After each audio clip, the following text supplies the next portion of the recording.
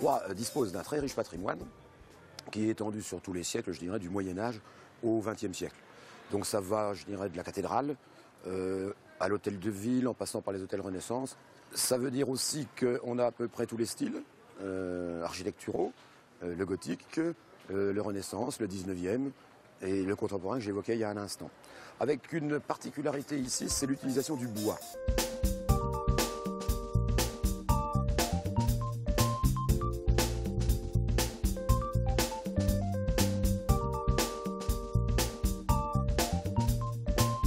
Une caractéristique locale, même si on la retrouve ailleurs, c'est la volonté de ne pas muséifier la ville et de la maintenir vivante. On a un patrimoine qui a été restauré, certes, mais à l'intérieur, il y a encore des gens qui y vivent, des gens qui y habitent. Et on sent quand même, peut-être plus qu'ailleurs, ici, un attachement de la population à ce patrimoine et à sa valorisation.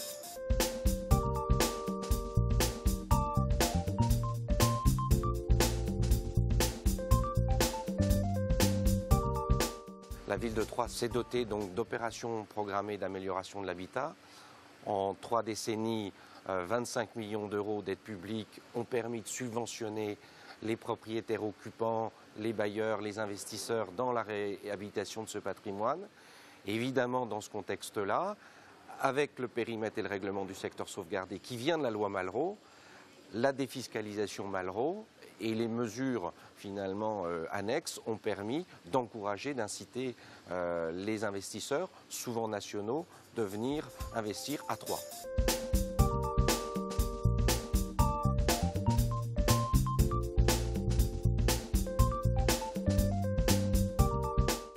Puis la ville a aussi beaucoup investi dans la mise en valeur. Et il y a quelques années, la ville a reçu le label Ville d'art et d'histoire, ce qui permet évidemment de rentrer dans une meilleure connaissance de notre patrimoine, mais surtout une meilleure appropriation par les Troyens et les Aubois de ce patrimoine, et donc de cultiver l'attractivité de la ville sur la scène nationale et européenne.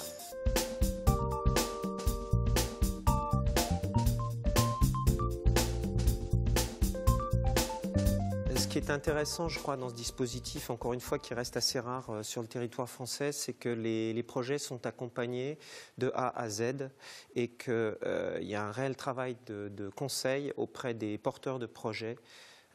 Chaque projet est vu individuellement sur site et ensuite développé dans le cadre de la commission. C'est très compliqué de faire une restauration à Troyes. Très compliqué et ça nécessite d'être compétent sur le plan financier, d'être compétent sur le plan technique. Il faut choisir les bonnes entreprises, choisir le programme qui convient à la restauration et donc cet accompagnement est vraiment nécessaire. Le type de ville qui est en place, des systèmes de ce type se compte sur les doigts d'une main.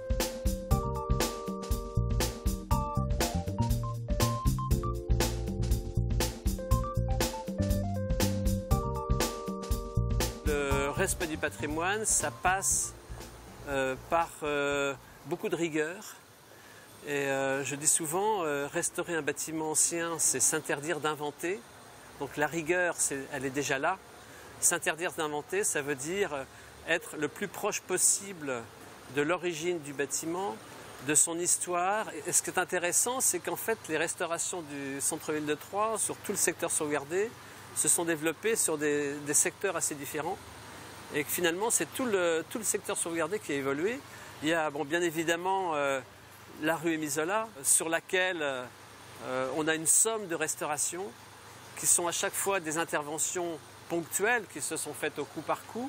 Donc on se trouve aujourd'hui avec une rue Émile Zola dont l'image a énormément changé en 20 ans. Et puis il y a eu tout le quartier Saint-Nizier, qui est l'autre partie du centre-ville de Troyes, qui là aussi a énormément évolué. Et je cite ces deux opérations-là, la rue Émile Zola et le quartier Saint-Nizier et la place Saint-Nizier, parce que ce sont des opérations qui sont constituées de sommes d'opérations autour desquelles il y a eu aussi un aménagement urbain, de l'espace urbain, des rues et des places, qui constituent aujourd'hui des ensembles architecturaux de qualité.